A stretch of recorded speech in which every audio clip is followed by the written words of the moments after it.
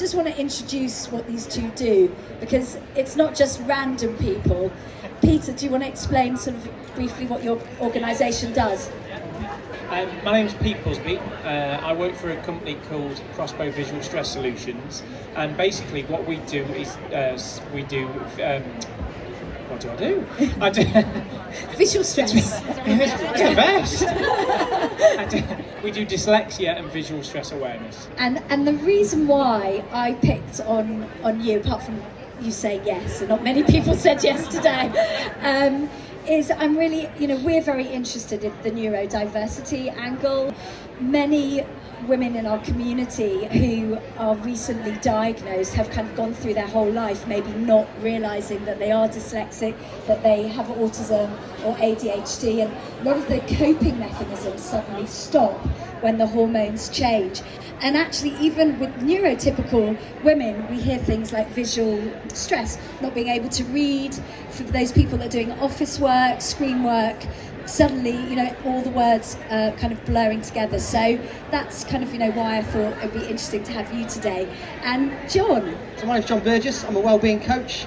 I deliver workshops in the workplace on gut health, sleep, nutrition, resilience, microbiome. Yeah. Fantastic, brilliant. Let's just go back to Peter. What was the emotional impact of your MenoVest experience today? Yeah, so my first thoughts when the vest kicked in was I was feeling quite self-conscious. I was thinking, can people see me glowing, sweating? So that was the first one. Because it takes you through cycles. Obviously, like every sort of, I would say about 15 minutes, I was going through another hot flush. So the second time it kicked in, I thought, am I going red? I was getting a bit paranoid, to be honest. I was having conversations with people that were coming across to the stand. On the third time, I thought, here we go again. I started to get a bit frustrated. What's going on? Yeah. And the other thing that I did feel is, obviously this is I can't get my, honestly, it's kicked in again. I can't get my words out, but I did actually put, am I not communicating very well? Can people tell? I was getting a bit agitated, a bit self-conscious, and obviously that's a big thing. It's going to have an effect on your sort of self-esteem, mental well-being in the work day, especially if it's a change for people. So yeah, I've gone through it. I was feeling agitated, and I've got a lot of empathy now for anybody that goes through this. So thank you very much. Brilliant, amazing. Thank you so much, Peter. So let's hear John.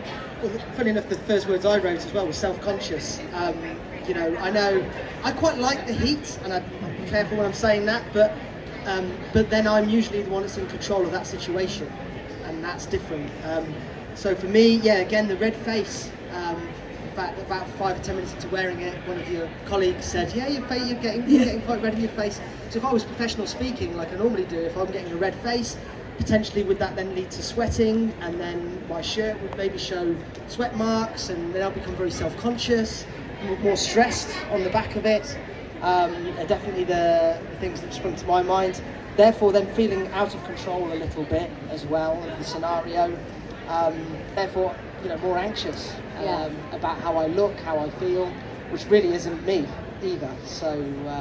Brilliant. Well, listen, thank you so much for being our Menopause Allies. And if you go over to Leela, then she'll help you get out of this, which I must say, obviously, most women that go through as moderate to severe hot flushes don't have the luxury of.